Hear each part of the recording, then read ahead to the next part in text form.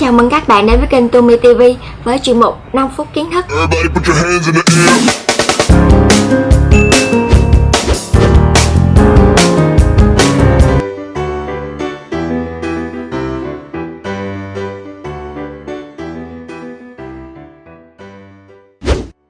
Trứng vịt lộn là một loại thực phẩm có giá trị dinh dưỡng rất cao, giúp bồi bổ sức khỏe và là món ăn vặt phổ biến, được nhiều người ưa chuộng. Tuy nhiên, có một số thực phẩm khi ăn cùng với trứng vịt lộn không những làm giảm giá trị dinh dưỡng của món ăn mà còn tiềm ẩn nhiều nguy cơ sinh ra các căn bệnh rất nguy hiểm cho sức khỏe của người dùng. Vậy trứng vịt lộn kỵ với những món ăn nào? Hãy cùng Tumi TV tìm hiểu trong 5 phút kiến thức ngày hôm nay nhé. Đầu tiên là sữa. Trong sữa có chứa một hàm lượng chất lactose là một loại đường rất tốt cho cơ thể. Trong trứng vịt lộn lại có chứa rất nhiều protein giúp phân giải các axit amin. Do đó, nếu vừa ăn trứng vịt lộn vừa uống sữa, protein trong trứng sẽ hạn chế việc hấp thu lượng lactose có trong sữa, đồng thời cũng cản trở cơ thể hấp thu các chất dinh dưỡng khác của sữa, khiến việc ăn uống trở nên không hiệu quả. Thứ hai là đậu nành và các sản phẩm từ đậu nành. Trong đậu nành có chứa chất glycine, một axit amin thiết yếu rất quan trọng đối với sức khỏe. Trong trứng vịt lộn có chứa chất protein, fructose, axit amin. Khi kết hợp với nhau sẽ tạo thành hợp chất fructose-glycine rất khó hấp thu trong cơ thể, gây chướng bụng, khó tiêu, rất có hại cho tiêu hóa. Thứ ba là ốc heo. Trong trứng vịt lộn có chứa rất nhiều cholesterol, khoảng 600mg, và trong ốc heo cũng vậy. Do đó, khi ăn trứng vịt lộn cùng với ốc heo sẽ làm tăng đột ngột cholesterol trong cơ thể. Lượng cholesterol quá cao lại là nguyên nhân chủ yếu dẫn đến các bệnh về tim mạch, mỡ máu, gan nhiễm mỡ, dễ làm người ăn bị chứng huyết áp cao đột ngột, dẫn đến tử vong. Ngoài ra, cũng nên hạn chế ăn trứng vịt lộn với các thực phẩm có chứa nhiều cholesterol khác như là nội tạng động vật, dầu mỡ, kem hay nước ngọt có ga. Thứ tư là thịt ngỗng, thịt vịt.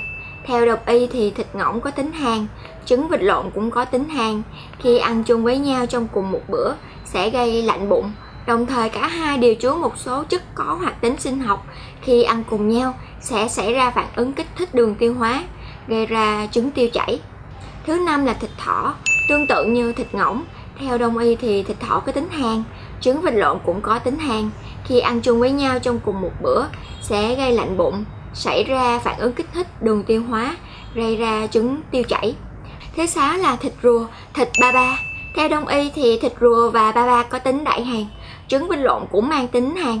Khi ăn chung sẽ làm cơ thể rơi vào tình trạng âm thịnh dương suy, lạnh nhiều hơn là nóng, gây ngộ độc, buồn nôn, tiêu chảy. Thứ bảy là tỏi. Theo đông y thì tỏi mang tính đại nhiệt, trứng vịt lộn lại có tính hàn, nên nếu kết hợp sẽ gây ra chướng bụng, khó tiêu, không hề có lợi cho đường ruột và hệ tiêu hóa. Bên cạnh đó, khi kết hợp lại với nhau, tỏi sẽ tiêu diệt hết các dưỡng chất có trong trứng vịt lộn, khiến việc ăn uống trở nên không hiệu quả. Thứ 8 là quả hồng. Trong quả hồng có chứa chất axit tannic. Trong trứng vịt lộn có chứa một lượng protein rất dồi dào, nên nếu kết hợp với nhau sẽ ngưng tụ lại thành protein axit tannic. Chất này tích tụ trong dạ dày, lên men và thối rữa, sẽ gây ra những cơn đau bụng, sốt cao. Vì vậy, ăn hồng ngay sau khi ăn trứng vịt lộn là một trong những nguyên nhân gây ngộ độc thực phẩm và viêm dạ dày ruột cấp tính. Sau khi ăn từ 1 đến 2 giờ có thể dẫn tới nôn mửa, trong trường hợp nặng có thể dẫn đến tử vong nếu không được chữa trị kịp thời. Thứ 9 là quả cam và các loại quả họ cam. Cần tránh ăn cam hoặc uống nước cam hay các quả họ cam như là chanh, tắc, bưởi, quýt ngay trước và sau khi ăn trứng vịt lộn, vì protein trong trứng vịt lộn sẽ phản ứng kết tủa với axit tartanic và vitamin C có trong cam, tạo ra hợp chất vón cục, khó tiêu hóa, từ đó gây ra hiện tượng chướng bụng, đau bụng, tiêu chảy, ói mửa, không tốt cho ruột và dạ dày. Thứ 10 là lá trà xanh. Trong lá trà có chất tannin, khi kết hợp với lượng protein dồi dào trong trứng vịt lộn sẽ tạo thành thanobin, làm chậm hoạt động của ruột, giữ nước, làm phân khô, kéo dài thời gian lưu trữ phân trong ruột.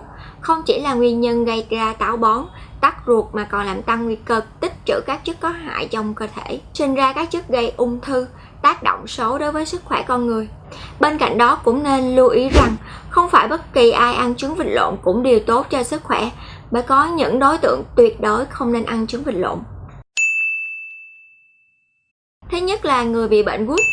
Trứng vịt lộn có lượng purin đạm cao, có thể làm tăng lượng axit uric trong cơ thể. Điều này thực sự không tốt cho người bị bệnh gút, thậm chí còn gây sưng đau hơn nữa. Thứ hai là người bị bệnh tim mạch. Trứng vịt lộn có chứa một hàm lượng chất đạm và cholesterol trong trứng vịt lộn rất cao. Nếu ăn nhiều trứng vịt lộn sẽ làm tăng cholesterol xấu trong máu, gây hại cho tim mạch, tăng nguy cơ xơ vữa động mạch, tắc nghẽn động mạch, gây đột quỵ. Vì thế, người mắc bệnh tim mạch tuyệt đối không nên ăn trứng vịt lộn. Thứ ba là người bị bệnh huyết áp cao. Những người có bệnh cao huyết áp cũng nên kiêng hoặc không ăn nhiều trứng vịt lộn vì làm tăng cholesterol xấu, có thể sẽ làm tắc nghẽn động mạch, tăng nguy cơ nhồi máu cơ tim và đột quỵ. Chỉ nên ăn tối đa 1 quả một tuần. Thứ tư là người mắc bệnh về gan, tỳ vị. Tỳ vị và gan có nhiệm vụ sàng lọc chất độc hại trong cơ thể. Tuy nhiên, khi chúng bị tổn thương, lượng đạm từ trứng vịt lộn sẽ khiến chúng phải hoạt động hết công suất, khiến tổn hại lại càng lớn hơn. Bên cạnh đó, trứng vịt lộn có tính hàn sẽ khiến người bị bệnh gan và bệnh tỵ vị dễ bị đầy hơi, khó tiêu, thậm chí là dễ bị đau bụng. Thứ năm là người bị bệnh thận. Người yếu thận sẽ yếu cả quá trình trao đổi chất của cơ thể, lượng nước tiểu cũng giảm, khiến thận không loại bỏ hết các chất độc tố ra khỏi cơ thể. Việc ăn trứng vịt lộn có thể làm lượng ure trong cơ thể tăng cao, khiến thận bị tổn thương, thậm chí nhiễm độc đường tiết niệu. Thứ sáu là người đang bị sốt.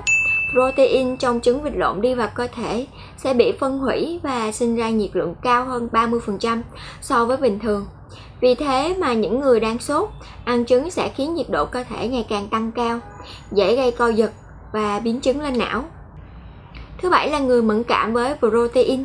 Thành phần protein trong trứng vịt lộn và trứng nói chung có tính kháng nguyên, nhạy cảm với bề mặt lớp niêm trong dạ dày nên sẽ dễ gây đau bụng, tiêu chảy, phát ban và các triệu chứng dị ứng khác. Chính vì thế mà các chuyên gia dinh dưỡng khuyên những người mẫn cảm với protein không nên ăn nhiều trứng. Thứ 8 là phụ nữ đang mang thai. Phụ nữ ăn nhiều rau răm sống với trứng vịt lộn có tác dụng tư âm, dưỡng huyết, tăng cường sức khỏe. Tuy nhiên, mẹ bầu được khuyên là không nên ăn trứng vịt lộn kèm nhiều rau răm sống, bởi rau răm tiêu thực, trừ hàn, sát trùng, ấm bụng, chống đầy bụng khó tiêu cho người bình thường, nhưng lại gây ảnh hưởng không tốt cho thai nhi. Nên ăn trứng vịt lộn vào buổi sáng là tốt nhất, không nên ăn vào buổi tối vì hàm lượng dinh dưỡng trong trứng vịt lộn khá cao. Do vậy đây là một món ăn khó tiêu. Nếu ăn trứng vịt lộn vào buổi tối, khi đi ngủ sẽ bị khó chịu, đôi khi dẫn tới đầy hơi, không tiêu hóa được. Do trứng vịt lộn là món ăn giàu chất dinh dưỡng, nên lời khuyên cho tất cả mọi người là trong một tuần không nên ăn quá 2 quả trứng vịt lộn. Vừa rồi là những vấn đề xoay quanh việc ăn trứng vịt lộn sao cho đúng cách. Hy vọng những thông tin trên sẽ giúp ích được cho mọi người và người thân trong việc bảo vệ sức khỏe của mình. Cảm ơn quý anh chị và các bạn đã dành thời gian theo dõi video. Chào tạm biệt và hẹn gặp lại ở video tiếp theo. Mỗi ngày thêm một ít kiến thức, hôm nay bạn đã biết thêm được điều gì rồi? Đừng quên lan tỏa để mọi người cùng biết và theo dõi để khám phá thêm nhiều video thú vị nhé.